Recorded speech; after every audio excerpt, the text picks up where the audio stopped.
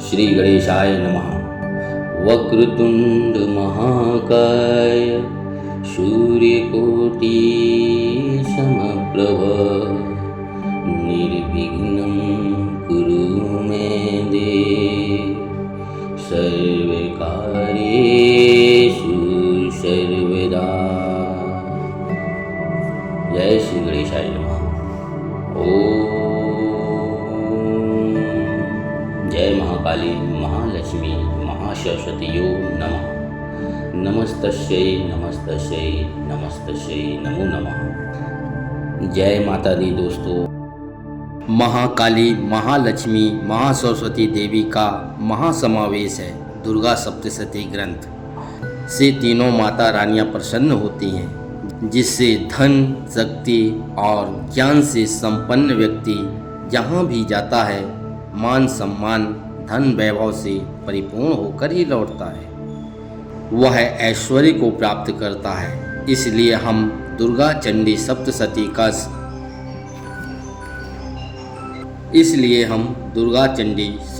का संपूर्ण पाठ करेंगे।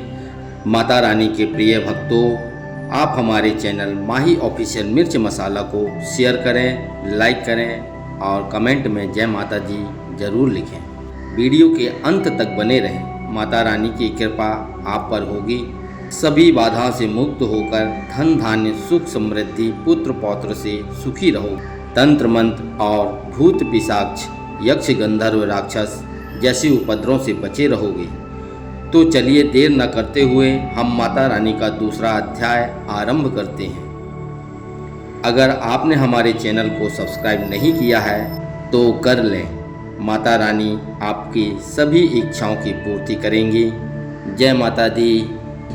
हे माता रानी, इस चराचर जगत में सभी जीव जंतु प्राणियों की आप रक्षा करने वाली हो। आपको हमारा बारंबार प्रणाम है। हे महाशक्ति दुर्गा देवी, जो इस पाठ को श्रवण कर रहा है उस पर आपकी कृपा बनी रहे। दुर्गा सप्तशती में आए 13 अध्यायों का हम उल्लेख करेंगे, श्रवण करेंगे। तो आज हम दुर्गा सप्तशती में आए द्वितीय अध्याय का हम अध्ययन करेंगे।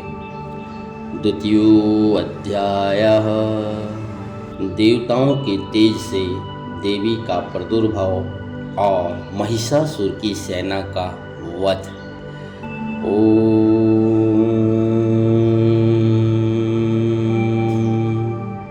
मध्यम चरित्र के विष्णु ऋषि महालक्ष्मी देवता उष्णिक छंद शाकंभरी शक्ति दुर्गा बीज आयु तत्व और यजुर्ग वेद स्वरूप हैं।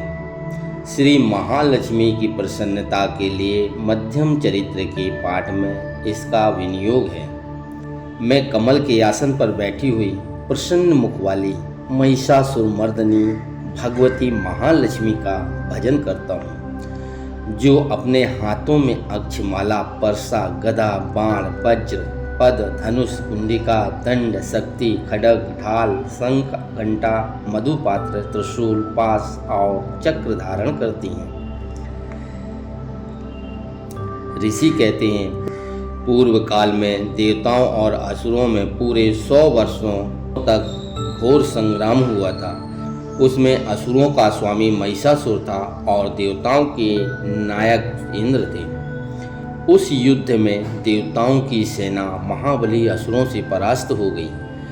संपूर्ण देवताओं को जीतकर महिषासुर इंद्र बन बैठा। तब पराजित देवता प्रजापति ब्रह्मा जी को आगे करके उस स्थान पर गए जहां भगवान शंकर और विष्णु विराजमान थे। देवताओं ने महिषासुर के पराक्रम तथा अपनी पराजय यथावत वृतांत उन दोनों देवेश्वरों को विस्तार पूर्वक कह सुनाया।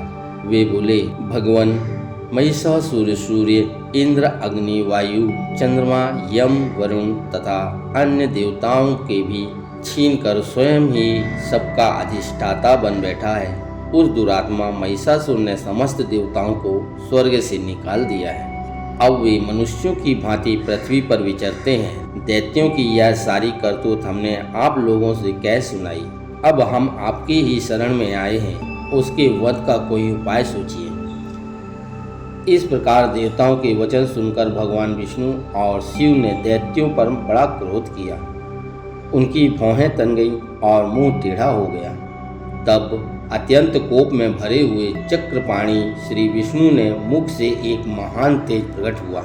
इसी प्रकार ब्रह्मा, शंकर तथा इंद्र आदि अनन्य देवताओं के शरीर से भी बड़ा भारी तेज निकला। वह सब मिलकर एक हो गया। महान तेज का वह पुंज ज्वलमान पर्वत सा जान पड़ा। देवताओं ने देखा, वहां उसकी ज्वालाएं संपूर्ण दिशाओं में व्याप्त हो रही थीं। संपूर्ण देवताओं के शरीर से प्रकट हुए उस तेज की कहीं तुलना नहीं थी।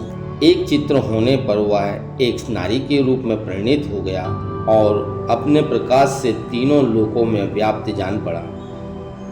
भगवान शंकर का जो तेज था, उससे उस देवी का मुख प्रकट हुआ।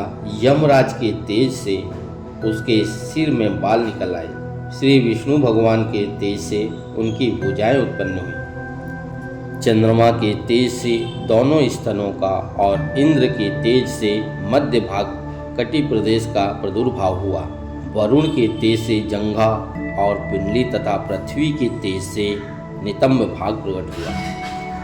ब्रह्मा के तेज से दोनों चरण और सूर्य के तेज से उनकी अंगुलियां प्रकट हुईं। वासुदेव के तेज से दोनों अंगुलियां और कुबेर के तेज से नासिका प्रकट हुई। उस देवी के दांत प्रजापति के तेज से और तीनों नेत्र अग्नि के तेज से प्रकट हुए। उनकी भौहें संध्या के और कान वायु के तेज से उत्पन्न हुए थे। इस प्रकार अनन्य देवताओं के तेज से भी उस कल्याणमयी का देवी का आविर्भाव हुआ। तदंतर समस्त देवताओं के तेज पुंज से प्रकट हुई देवी को देखकर महिषासुर के सताए हुए देवता बहुत प्रसन्न हुए।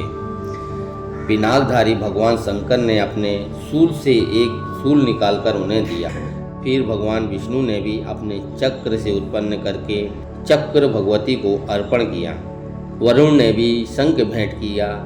अग्नि ने उन्हें शक्ति दी और वायु ने धनुष तथा बाण से भरे हुए 2 तरकस प्रदान किए। सहस्त्र नेत्रों वाले देवराज इंद्र ने अपने वज्र से वज्र उत्पन्न करके दिया और ऐरावत हाथी से उतरकर 1 घंटा भी प्रदान किया। यमराज ने काल दंड से दंड, वरुण ने पास, प्रजापति ने स्फटिकाक्ष की माला तथा ब्रह्मा जी ने कमंडलू भेंट किया। सूर्य ने देवी के समस्त रोमकूपों में अपनी किरणों का तेज भर दिया। काल ने उन्हें चमकती हुई ढाल और तलवार दी। क्षीर समुद्र ने उज्ज्वल हार तथा कभी जीर्ण न होने वाले 2 दिव्य वस्त्र भेंट किए। साथ ही उन्होंने दिव्य चूड़ामणि, 2 कुंडल, कड़े, उज्ज्वल अर्धचंद्र, सब बाहुओं के लिए केयूर, दोनों चरणों के लिए निर्मल नुपुर, गले की सुंदर हंसली और सब अंगुलियों में पहनने के लिए रत्नों की बनी हुई अंगूठी भी दी। विश्वकर्मा ने उन्हें अत्यंत निर्मल परसा भेंट किया। साथ ही अनेक प्रकार के अस्त्र और अभेद कवच दिए। इनके सिवा मस्तक और वक्ष स्थल पर धारण करने के लिए कभी न कुम्हलाने वाले चरणों की मालाएं दी। जलधि ने उन्हें सुंदर कमल का फूल भेंट किया। हिमालय ने सवारी के लिए सिंह तथा भांति भांति के रत्न समर्पित किए। धनाध्यक्ष कुबेर ने मधु से भरा पानपत्र दिया तथा संपूर्ण नागों के राजा शेष ने, जो पृथ्वी को धारण करते हैं, उन्हें बहुमूल्य मणियों से विभूषित नागहार भेंट किया। इसी प्रकार अन्य देवी देवताओं ने भी आभूषण और अस्त्र शस्त्र देकर देवी का सम्मान किया। तत्पश्चात उन्होंने बारंबार अट्टहास स्वर से गर्जना की। उनके भयंकर नाद से संपूर्ण आकाश गूंज उठा। देवी का वह अत्यंत उच्च स्वर से किया हुआ सिंहनाद कहीं समा न सका। आकाश उसके सामने लघु प्रतीत होने लगा।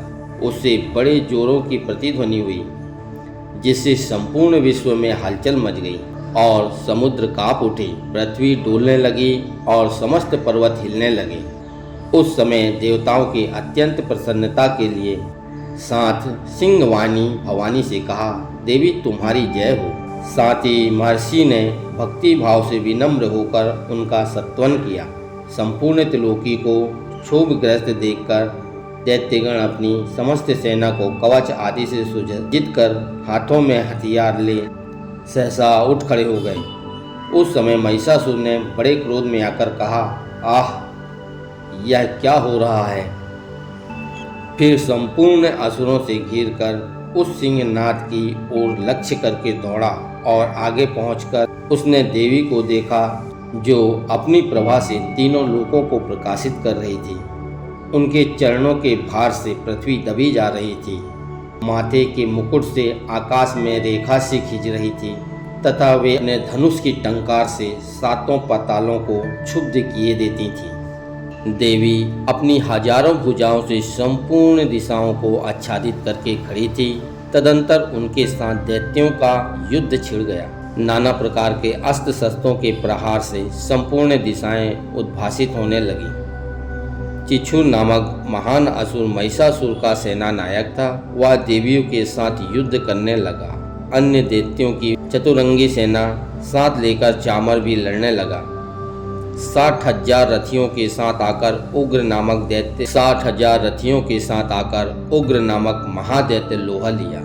1 करोड़ रथियों को साथ लेकर मानु नामक दैत्य युद्ध करने लगा, जिसकी रोएं तलवार के समान तीखे थे। वह असीलोमा नाम का महादैत्य 5 करोड़ रथी सैनिकों सहित युद्ध में आ डटा। 60 लाख रथियों से घिरा हुआ वस्कल नामक दैत्य भी उस युद्ध में लड़ने लगा।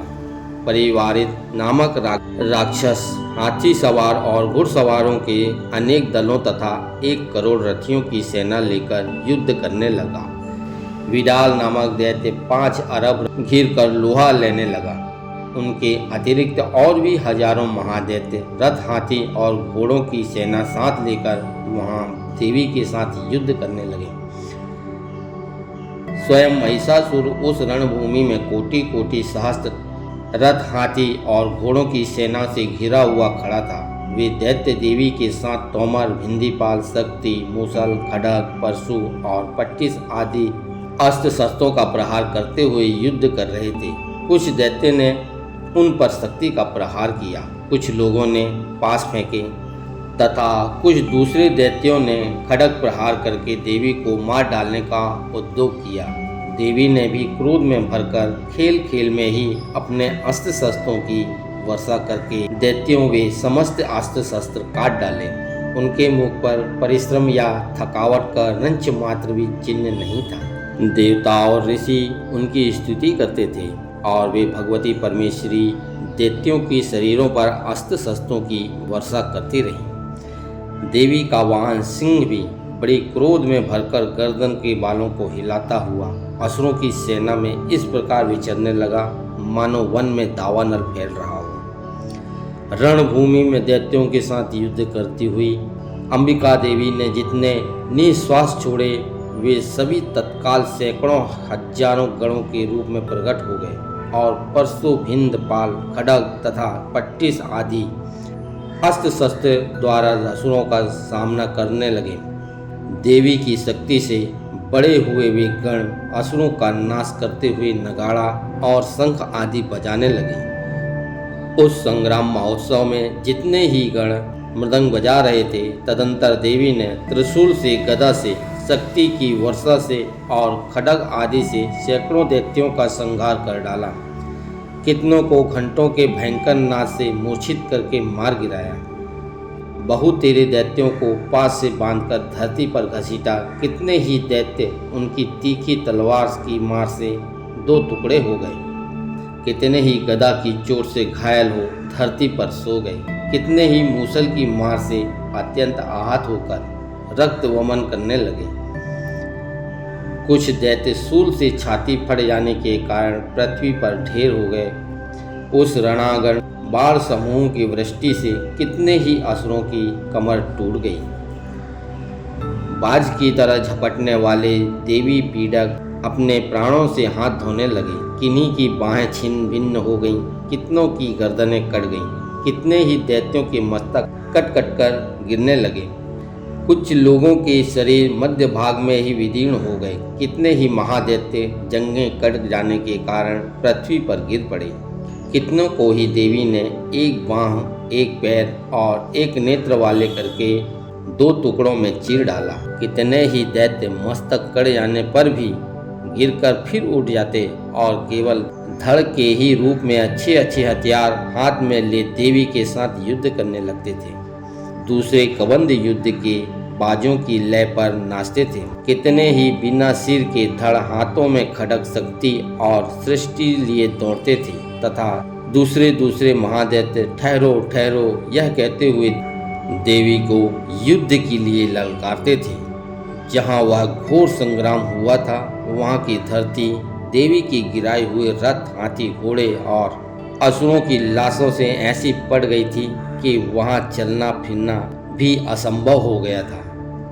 दैत्यों की सेना में हाथी, घोड़े और असुरों के शरीर से इतनी अधिक मात्रा में रक्तपात हुआ था कि थोड़ी ही देर में वहाँ खून की बड़ी बड़ी नदियाँ बहने लगीं। जगदम्बिके ने असुरों की विशाल सेना को क्षण भर में नष्ट कर दिया। ठीक उसी तरह जैसे तृण और काट के भारी ढेरों को आग कुछ ही क्षणों में भस्म कर देती है, और वह सिंह भी गर्दन के बालों को हिला हिला कर जोर जोर से गर्जना करता हुआ दैत्य के शरीरों से मानो उनके प्राण चुने लेता था। वहाँ देवी के गणों ने भी उन महादैत्यों के साथ ऐसा युद्ध किया जिससे आकाश में बड़े बड़े देवतागण उन पर बहुत संतुष्ट हुए और फूलों की वर्षा करने लगे। इस प्रकार श्री मार्कंड पुराणी में सर्वाणिक मन्यावंतर की कथा के अंतर्गत देवी महात्म्य में महिषासुर की सेना का वध नामक दूसरा अध्याय संपूर्ण हुआ। बोलो जय माता दी।